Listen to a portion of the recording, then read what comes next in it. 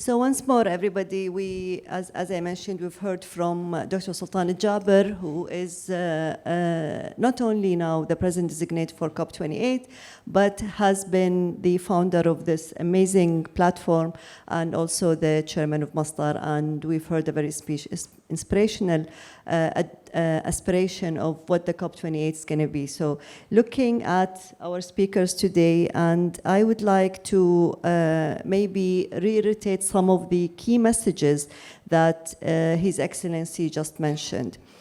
We believe that as we move to host COP28 this year, our effort to accelerate the energy transition in the Middle East will be in the spotlight.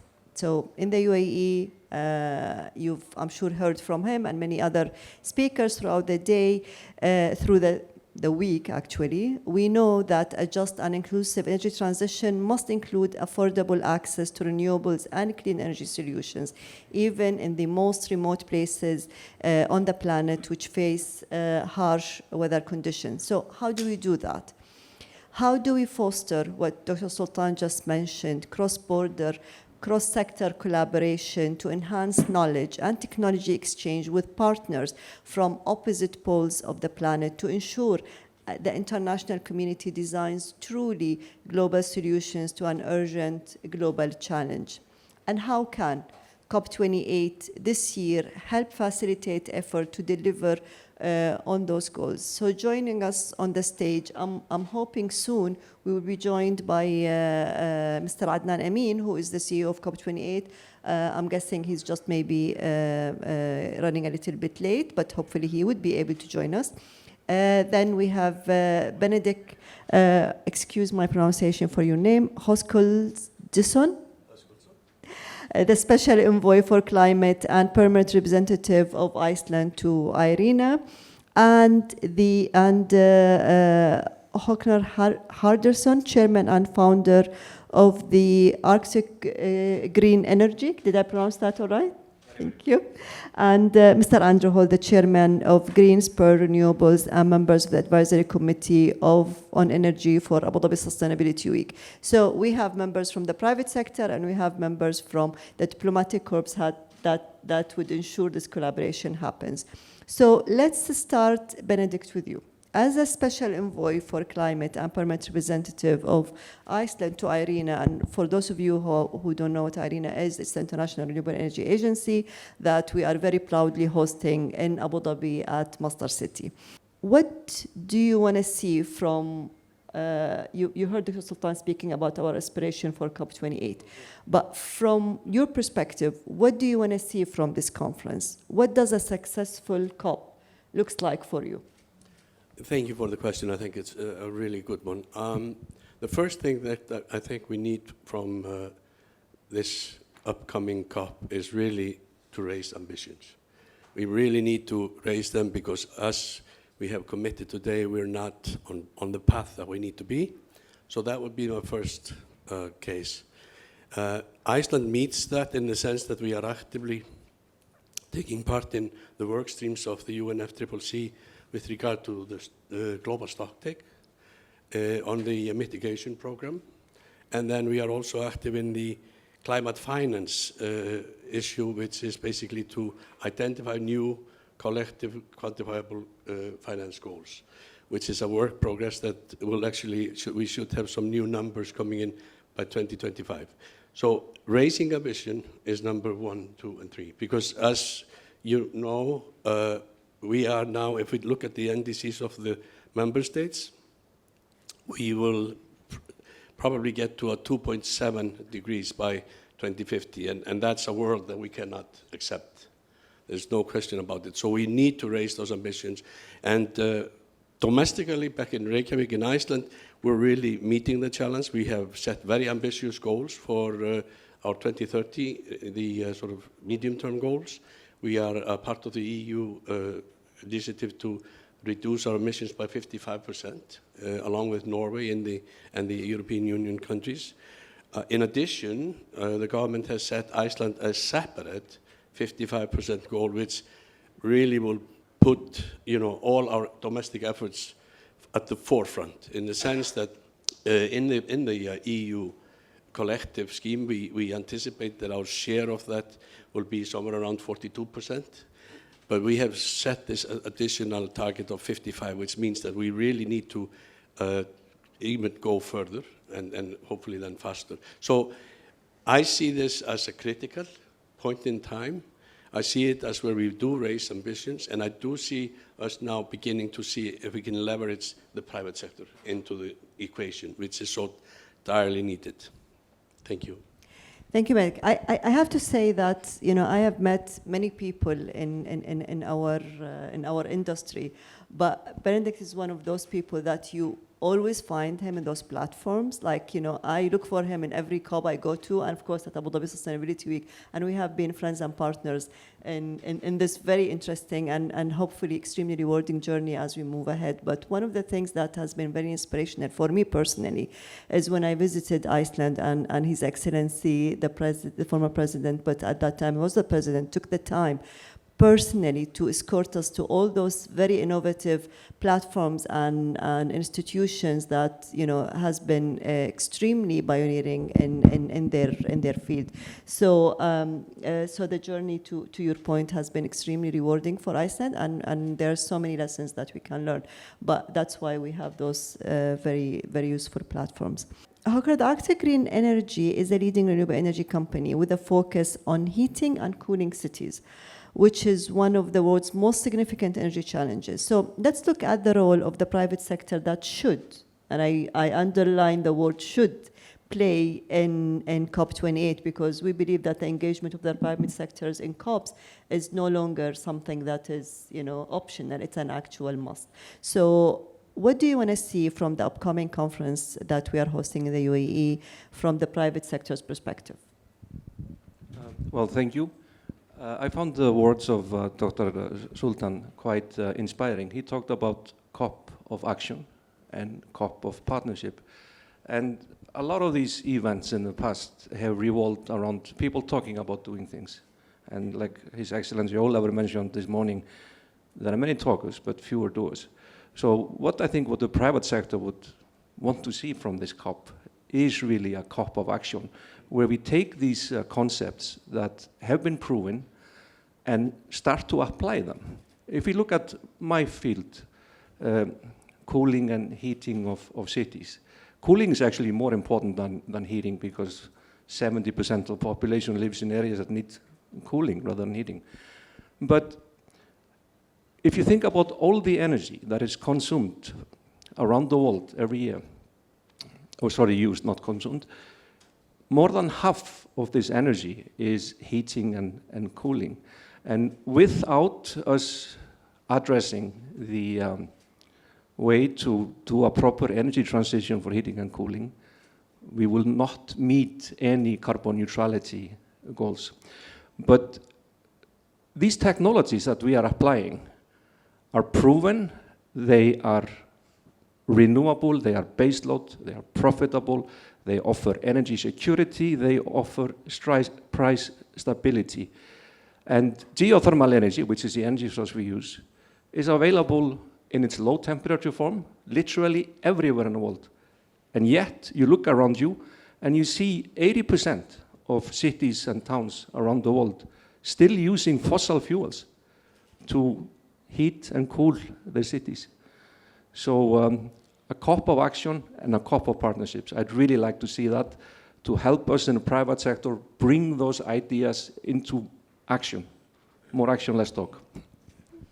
So COP of action, but also we are looking forward to make it a cool COP, because we were just involved yesterday, or the day before yesterday, on the work that is the Cooling Coalition is doing with with IRENA, UNFCCC, the UNDP, and SE for All, and the importance of cooling. And to your point, it's not only about cooling the cities, but also it's very important for food storage and for health services and vaccines, because those solutions are very, very important and critical, and they consume a lot of energy. So and they have not actually been looked at in any COP, on any kind of they didn't take the right share of a spotlight in the international arenas. Andrew, Green Spur says it's found the rare earth-free solution to energy generation, which addresses critical material supply chain risks. Can you explain for us why does a generator need to be rare earth-free in the first place, and how can it help provide access to clean energy in remote areas? Thank you. Yes. Many people are not aware of the fact that most of the wind turbines use critical rare earth materials. Now, there are two aspects to critical rare earth materials. One is they're extremely toxic and very difficult to mine in a clean and environmental and sustainable manner. Because of their rarity, as the name suggests, they're also extremely expensive, and the materials prices are extremely volatile. And this inhibits the development and expansion of wind technology, both onshore and offshore worldwide. So we really need to find an alternative. If we're going to scale up the amount of wind that the wind power that the world needs in order to decarbonize, we need to find more readily available minerals that are able to be deployed within the wind generators. And what we've developed is a technology that enables us to use basically ferrite, which is standard iron ore or iron oxide. And that is available, as you know, in many places around the world through scrap metal or existing mining activities. Thank you. I want to stay on this topic of helping energy access and providing providing it for remote areas. So, Benedikt, how does Iceland's renewable energy strategy fit into this ecosystem? What can we learn from it, and how are you looking into collaborating with the international community to exchange knowledge and technologies?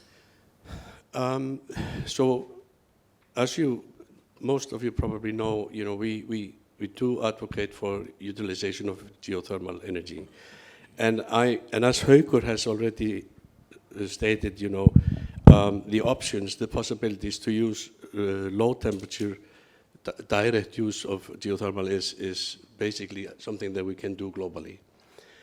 What makes me really sort of optimistic right now is that after the IRENA 13th Assembly, which just finished on Sunday, they introduced to us through the Global Geothermal Alliance, which is a dedicated stream within their work plan, that they are now focused on the low temperature utilization. And I do believe that, and we have pledged as Iceland to work very closely with them in promoting this option. And I do think that this is the way you can actually apply geothermal to closing the energy poverty gap. As Dr. Sultan mentioned, we had promised to leave no one behind.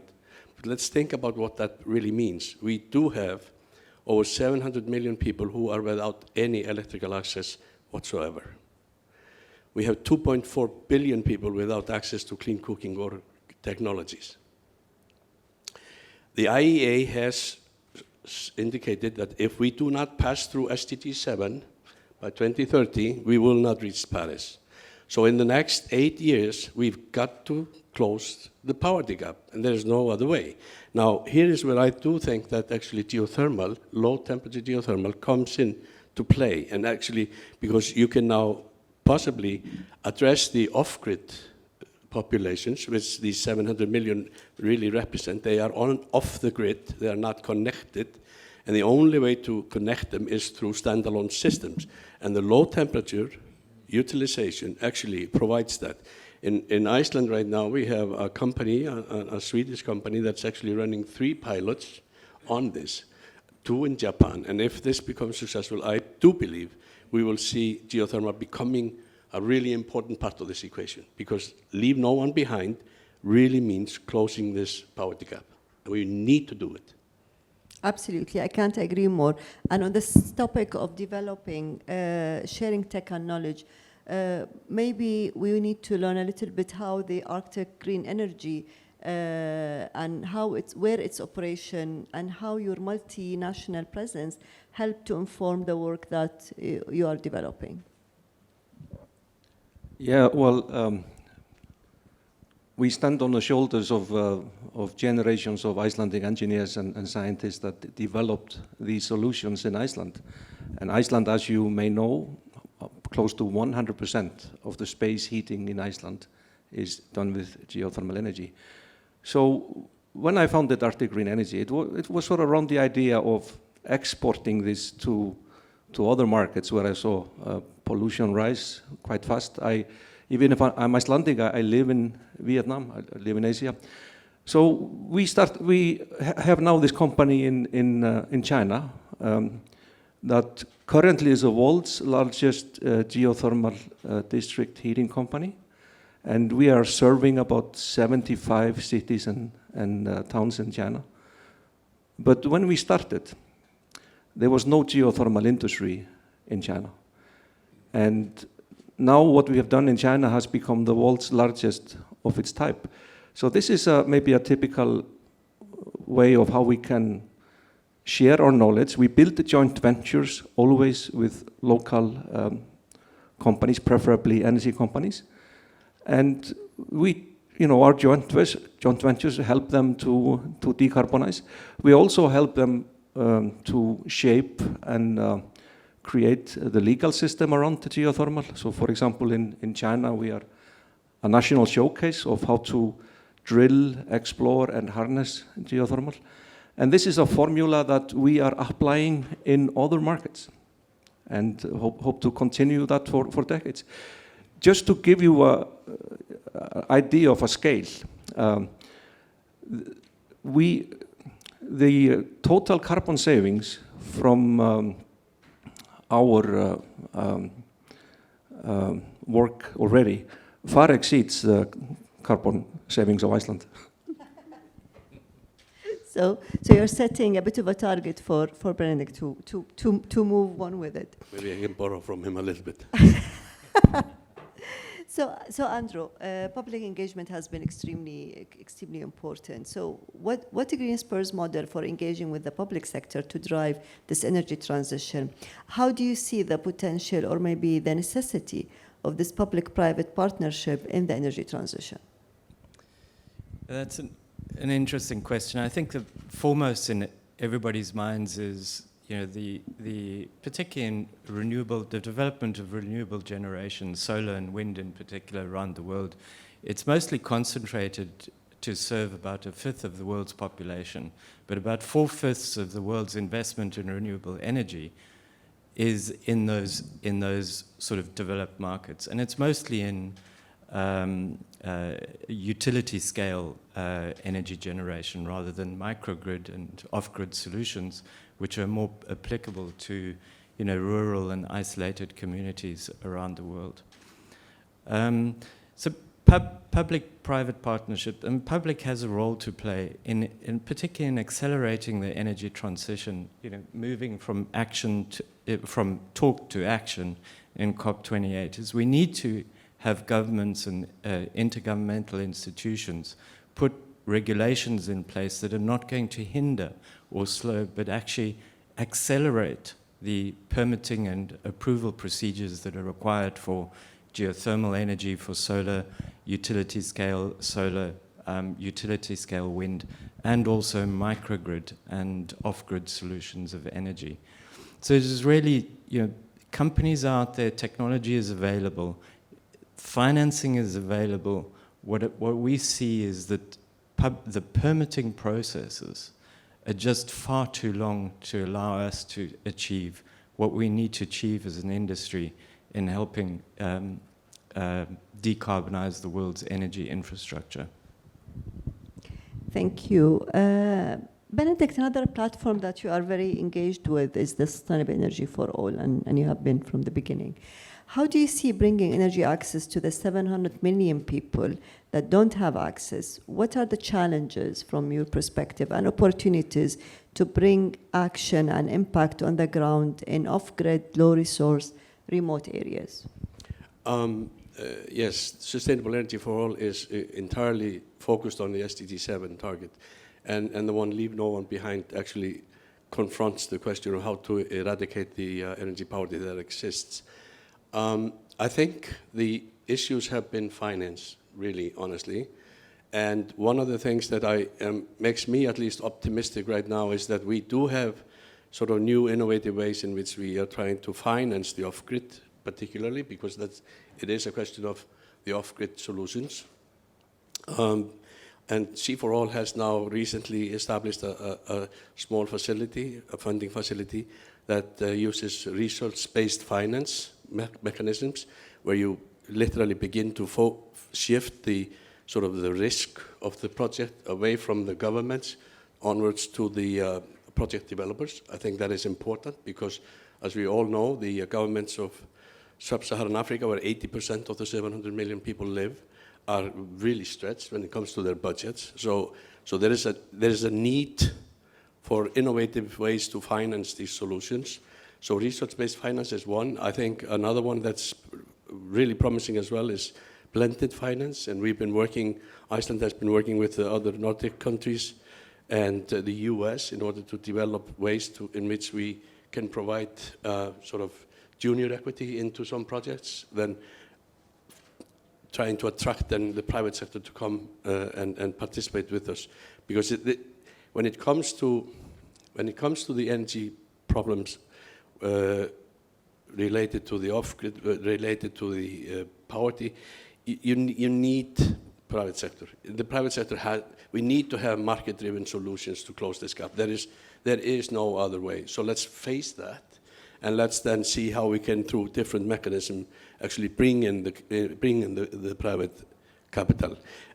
Just to throw out a little bit of a number, you know, the high-income countries, we have literally struggled with bringing the 100 billion that we promised to begin to deliver annually in 2020. We are getting closer. We are at some 84 billion last year, but we struggle with that.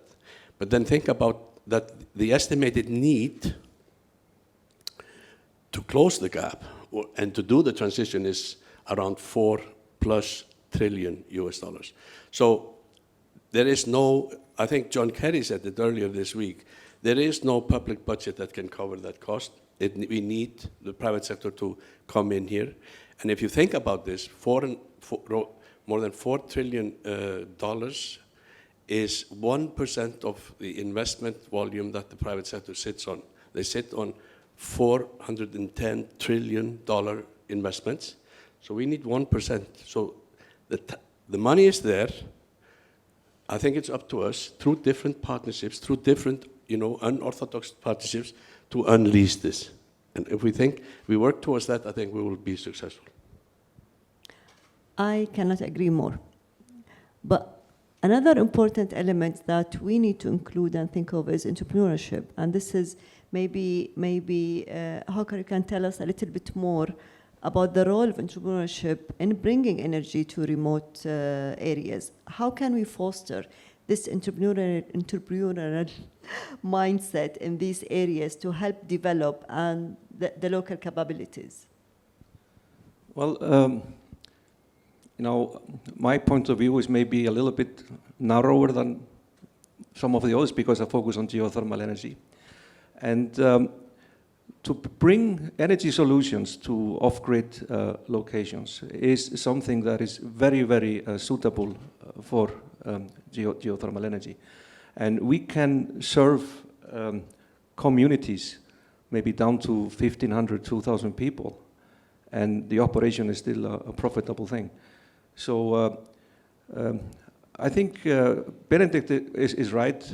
The private sector needs to drive this. It cannot be the governments, and the private sector needs to get a proper return on its investment. And that's something that geothermal has. It is a good business.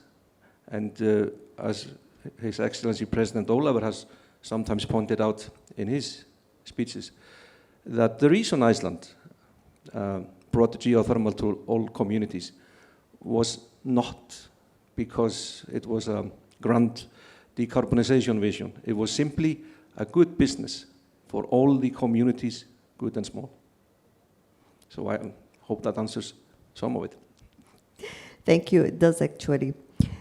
So Andrew, we spoke about the mindset of the entrepreneurship, but what technologies should we keep an eye on for when it comes to game-changing advanced tech solutions to the energy transition? I think in particular for rural and off-grid communities around the world, the development of grid-scale renewable energy generation has led to massive cost reductions that we're all now accustomed to and know in solar and wind. Where solar and wind today are the cheapest forms of energy that on the planet. So we need to make these available to those rural communities. Now, because the technologies are cheap, microgrid and off-grid solutions have become more and more viable and becoming increasingly interesting to communities that either don't have access to reliable power supply or the power is not affordable. So I think the development of the technology of wind and solar are very interesting. The disadvantage of wind and solar is that it's an intermittent resource. So when the sun shines, we have power. At nighttime, there's no power. And particularly, I know in Africa, that's a big issue because children, for instance, go to school during the day. They don't study or don't do their homework during the day, and they work as well out in the fields and helping their parents provide food. At nighttime is typically when they would start studying, and they study by candlelight. So providing pure solar lighting would enable enormous enhancement for these communities just through improved education and ability to study. So this intermittency is a real issue that needs to be resolved. Now, there are two ways of doing it. One, and the most common, is through battery storage. The issue with battery storage is it's great for the developed world. Lithium-ion batteries are great, but they still cost $200 per kilowatt hour. Whereas solar, an example, is 10 cents, under 10 cents per kilowatt hour. So there's a long way to go before battery storage becomes competitive and available to these communities. Geothermal, on the other hand, is a baseload capacity that could provide baseload energy through 24/7, and it's a technology that's very well understood. And we know that it is a technology that can be provided at a cost that is extremely comparable to solar and wind today. And I think it's the combination of these multiple renewable energy sources, whether it be hydro, solar, wind, geothermal, that are really going to be game-changing for these communities around the world. Thank you so much. You know, I've always looked into any challenge to turn it into an opportunity. So missing one speaker for us is an opportunity to tap into the audience and give you the opportunity to ask those energy leaders questions. And we have around 15 minutes for the audience. So any questions from the floor?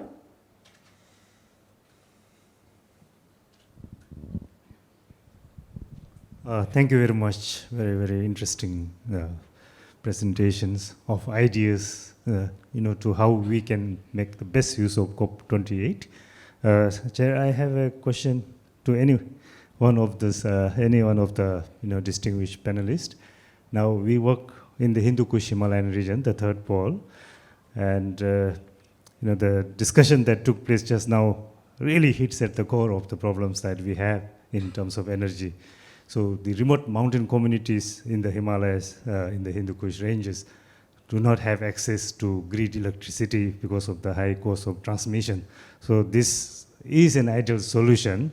So what kind of advice would you give, the approach that we should take, from the regional center, from ISIMO, the International Center for Integrated Mountain Development, to be able to, provide this solution to the remote mountain communities in the third pole? Thank you.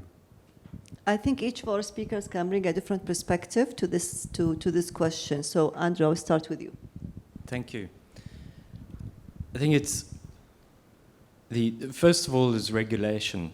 Have the right regulatory environment to encourage the development of microgrid and off-grid solutions, and on a commercial basis rather than subsidized. Then the the technologies around microgrid and off-grid should be viewed as community, a kind of community service that can be provided to multiple communities in a particular region. So focusing on microgrid, off-grid, combination of various technologies like solar, wind, and storage or baseload capacity like geothermal on a small scale to serve a local distribution network in the communities is probably the most economical way about going to provide access to energy. I mean, that would be my advice. Now, there are companies there that do develop, like Mazda, that do develop renewable energy assets. They do it at utility scale.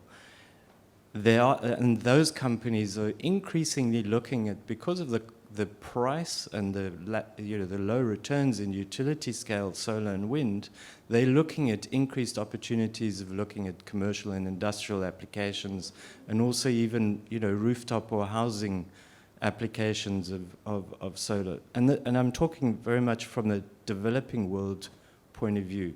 What's interesting is that exactly the same transition is happening in the developed world, where you're seeing increased use. Because of the high energy prices in Europe and America, you're seeing increased growth in solar rooftop, heat pumps, electric vehicle charging, systems being placed on or in houses or commercial estates. So I think, use the technology, use the capabilities, and approach those institutions or companies that are already involved in the space to help then commercially develop these microgrid and off-grid solutions. Can I? Benedikt? Yes, if I might just, I'd love to give you an example of what we're, for example, doing with India. Last year, the Prime Ministers of India and Iceland formed a task force to strengthen the relations in the area of energy. And we have now begun to work with the Indian government on how to enhance their geothermal projects. We have 2 pilots that are being undertaken, one in the basin of the Himalayas and another one up in the Ladakh region. And the goal there is to actually set up a project that will actually provide base load, as we've talked about, base load geothermal electrical energy to the populations in that region. And one of the key elements here, because we've been trying to work with the Indians on this for quite a long time, and I really do foresee now success. And the reason is that this has now filtered into the Indian government system. So now there is a keen interest within the civil servants side of this equation. And what we have decided to do is, and I have asked IRENA to support us, to actually host a workshop for the civil servants in Delhi to actually support them in working on the geothermal. The fact is that when you're dealing with civil servants who may know certain types of energy resources, whether it's oil and gas or sun, solar or wind, geothermal is most of the time, absent when it comes to the knowledge.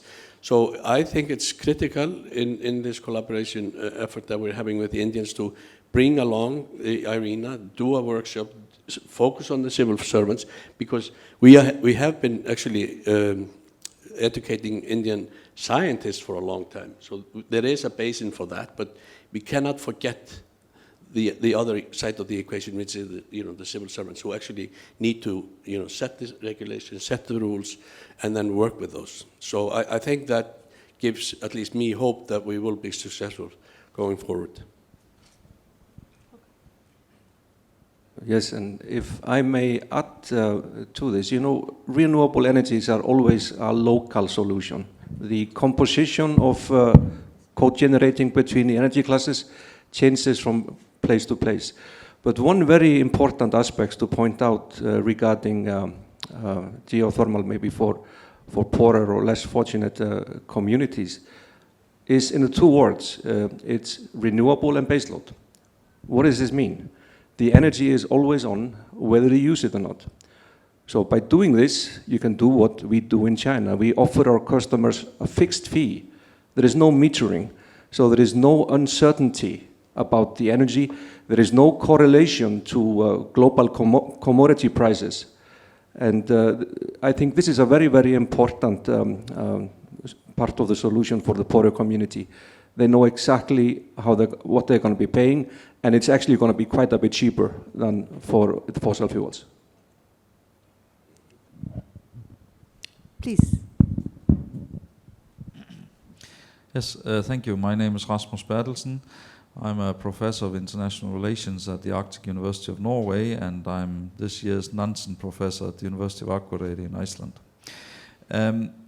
I think we are faced with two extremely challenging questions globally. We have climate, and then as a political scientist, of course, there's very rapidly rising levels of conflict in the international political system. These are especially conflicts between the United States and China and the United States and Russia.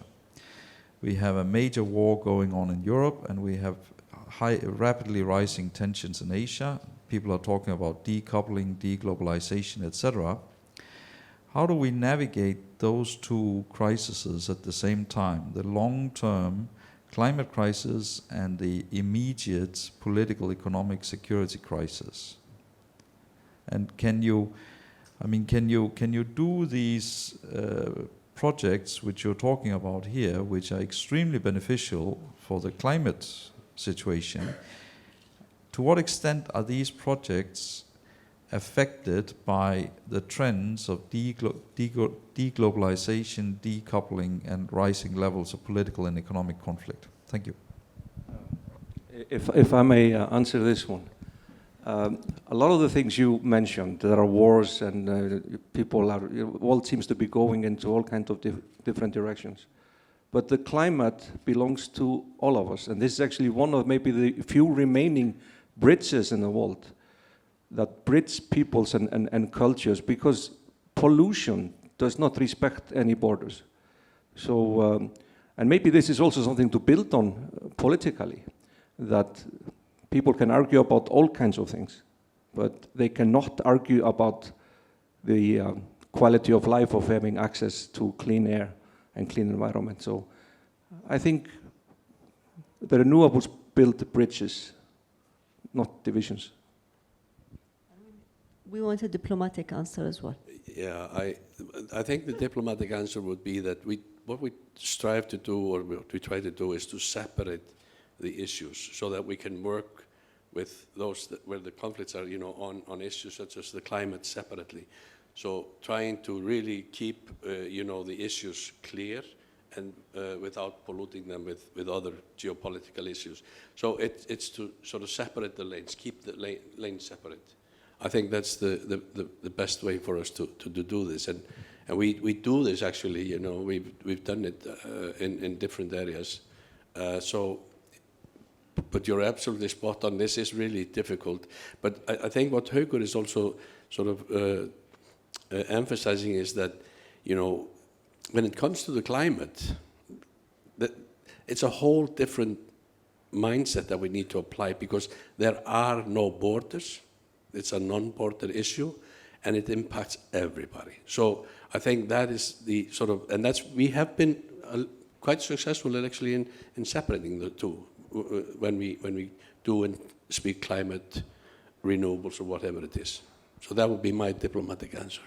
Would you like to add to that? Yeah, I'll add a different perspective, and it's a positive one, because the regional conflicts and the diversification of China, the US, and to a certain extent Europe, has led to a lot of companies, and with some political backing, to certainly in the West, to rethink their supply chains, which has been good, because it's not only provided wealth and value to a number of other countries, developing countries around the world, it is also increasing the resilience of the supply chains in the renewable energy industry.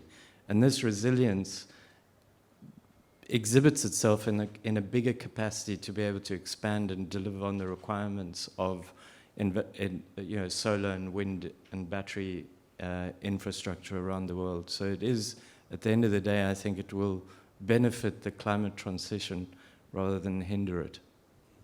Fantastic. We have time for one question, and that's.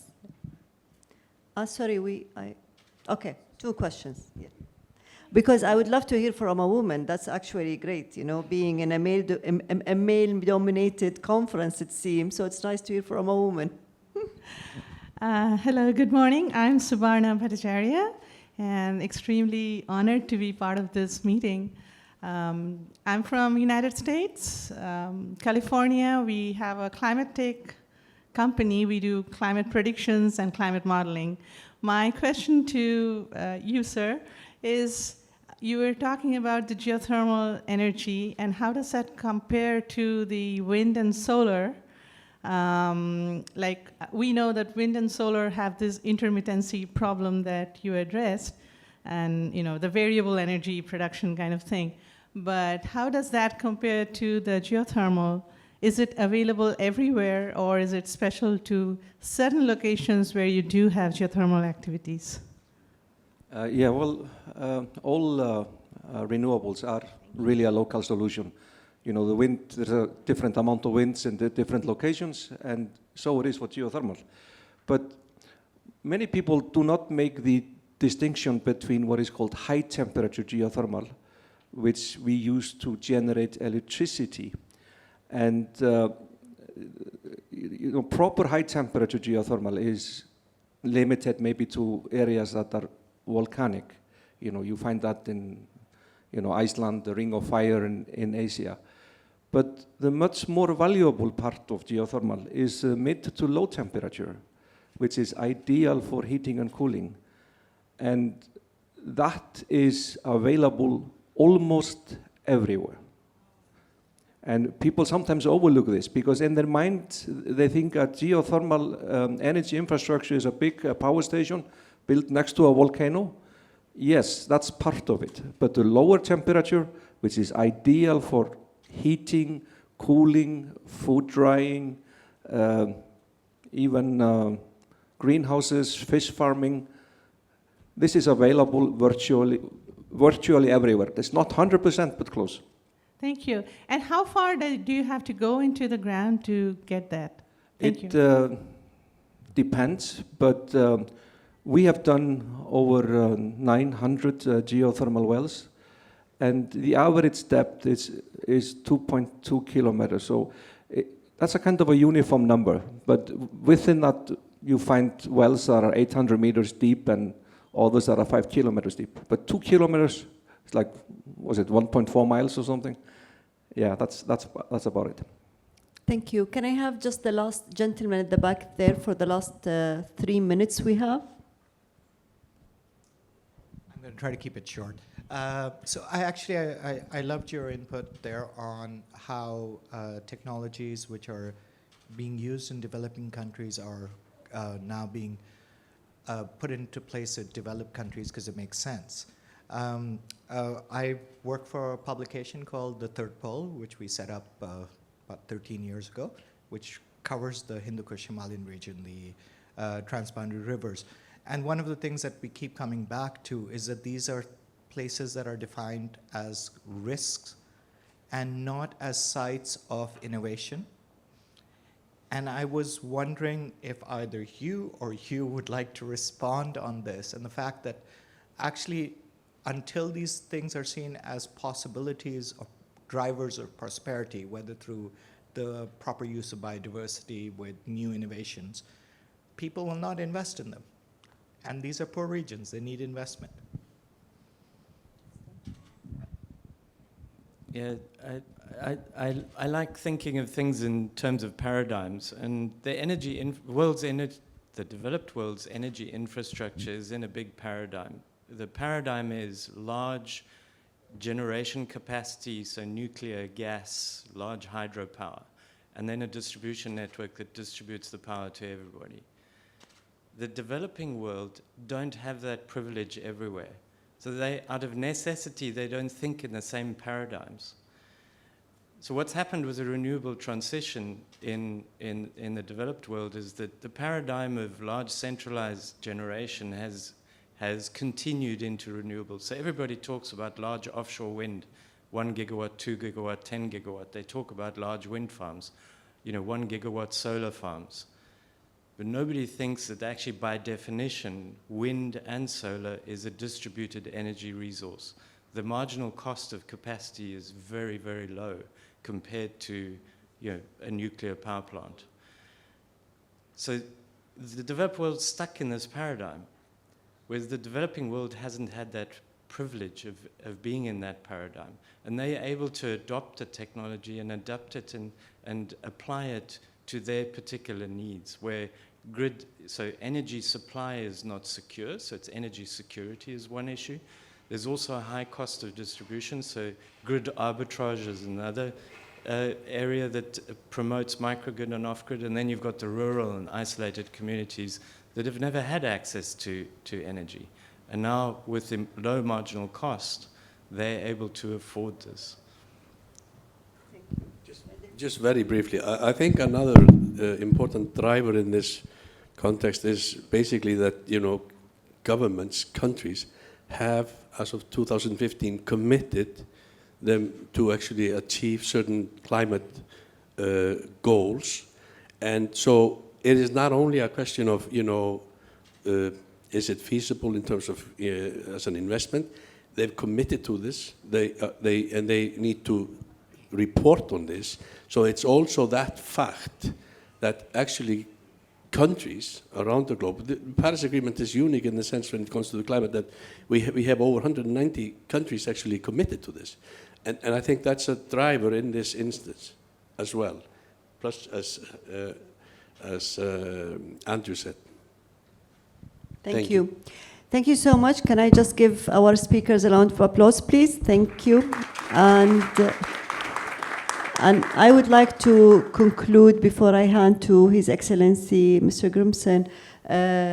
As Dr. Sultan mentioned, it's going to be a COP collaboration, a COP opportunities, and we have a COP28 pavilion here at Abu Dhabi Sustainability Week. Please do pass by the pavilion. If you have any ideas, any thoughts that you would like to share with the team, I'm sure they would be more than delighted to hear from you. So thank you very much. Thank you, Your Excellency, for the platform. Well, I want to thank Dr. Nawal and the panelists for this session.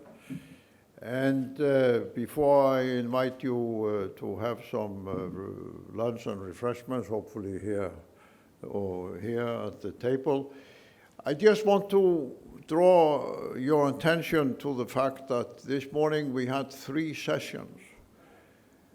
We had one on the aggressive melting of the glaciers and the ice in the third pole Himalaya region and also in the Arctic.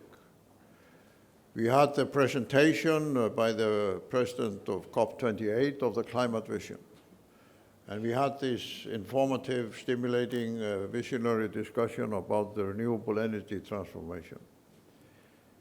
I have increasingly said in different gatherings, because the dialogue on climate is kind of complicated for most people. It's to some extent a scientific, academic discussion. And to simplify it, I have presented this core triangle: ice, energy, climate. And those 3 sessions this morning demonstrate the connection. The ice is melting in the Arctic, in Antarctica, in the Himalayas. Therefore, we have extreme weather patterns. We have the destruction of the monsoon systems. We even have weather season changing in Japan, as was discussed yesterday, because of what's happening in the Himalaya region.